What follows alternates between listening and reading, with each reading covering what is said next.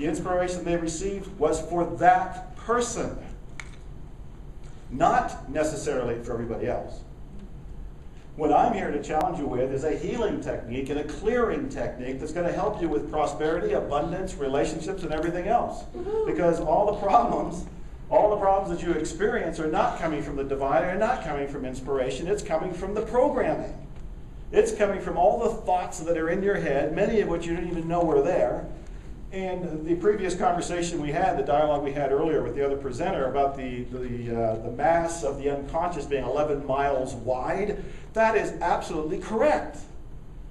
But what we have in our conscious mind is this one itty-bitsy percentage, and we think it's the frickin' world.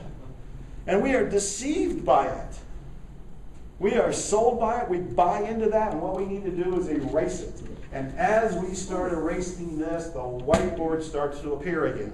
And as the whiteboard appears, you are now becoming one with the divine. You are now becoming the divine. You are now living and breathing as the divine. Now, I've said this before, and I have an audio program called The Awakening Course. I've just turned it into a book. It'll be out a little bit later. And I talk about the 4 different stages of awakening. And I say the 4th is when you truly awaken and the ego you, the Joe, isn't there, the divine is living and breathing through me. And I'll say that to a lot of people, and they'll go, yeah, I'm there. Give me a break. If you are sitting there saying, I am awakened, you are almost certainly not awakened. You have bought into another program. So what we want to do is erase. I'm not saying from time to time the inspiration will come through and say, go ahead and do one of these things, but it'll be authentic to that moment. It won't be the thing that you say, we pull this out and we do this for everything and everybody in every moment for eternity. No more. How many of you read the book Zero Limits that I wrote with Dr. Hulan? It's in your bag, so eventually you'll get a chance to read it, I hope. It is the most breathtaking story. This is on the level of the miraculous. And when I tell this to people, their jaws drop, they're inspired, some of them are nervous, because there's some elements to it that really make you have to own your own reality on a level that you may never have owned before. And it's a true story that I heard several years ago of a therapist who worked at a mental hospital for the criminally insane in Hawaii, using an unusual, mystical, secret Hawaiian healing method, helped heal every one of those patients. Pause.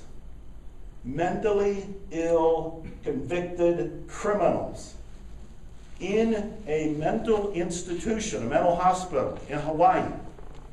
They were so dangerous that people would visit and they'd walk scooting down the halls because those patients were violent.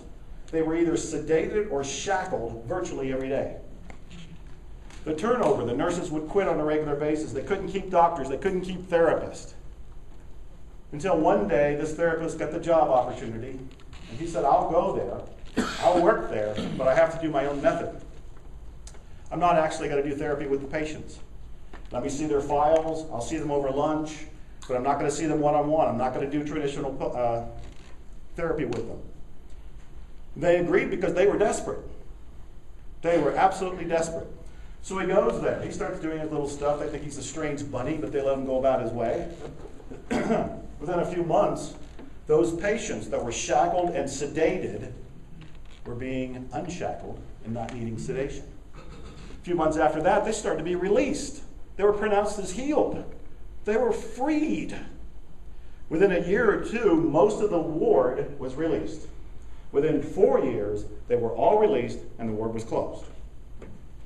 Now, when I first heard that story, and I get chills right now every time I talk about this, it's like, how is this possible? I know about health and healing. I know about miracles. I've done all kind of work. I've done remote healing. I've been with shamans. I've done all kind of stuff. But to heal mentally ill criminals in a mental institution in a hospital in Hawaii and you not talk to them, you don't even see them physically, you don't do therapy with them one-on-one, how does that happen? I went looking for that therapist because at that point he was unknown, the therapy was unknown, and the story was more like an urban legend, which I thought it was. I found him, got him on the phone. He didn't know me, didn't know my work. but he was very generous. He answered all my questions. He said that whole story was true. I said, well, how did you do it? What were you doing? He said, my only purpose on earth is to clean. All I did was clean. What does that mean? Did you get the Windex out? Were you just cleaning their rooms? What were you doing? And he says, everything that comes up in your life is a program. And what I do is erase the program. Whenever a program showed up in his life, he would erase it. What does that mean? He went on to explain that he wouldn't see those patients. He'd look at their files. As he's looking at their files, he's looking at their paperwork, he'd feel things. Repulsed, angry, scared, frustrated. He knew that traditional therapy was not working because it had already been tried on these people. He had been brought up in a mystical tradition and learned it from a Huna and was using this to get different results. So whenever he looked at a person's chart, he noted what he felt. As he cleaned what he felt, the other person got better. This is so freaking relevant to everything all of us do. All of us do. So I went on and had my first seminar with him where I went and met him. Very grandfatherly-like fellow now. He's almost 70. And he really just says the same thing over and over and over and over and over again. It's basically, you just have to keep cleaning. Now, his cleaning method, which would end up being written on this board too, in fact it was, Ho'oponopono, right up there. So we'll take that off as I explain what it is. So Ho'oponopono is a way to take 100% responsibility for your life. What do we mean by that? 100% responsibility means if anything, anybody, shows up in your experience, you are responsible for it. No exceptions, no loopholes, no get out of jail card. And the way this was first explained to me is that Dr. Hulen said, haven't you ever heard the phrase, you create your own reality? Well, hell yes, I've heard it. I'm one of the people who write about it, and teach it.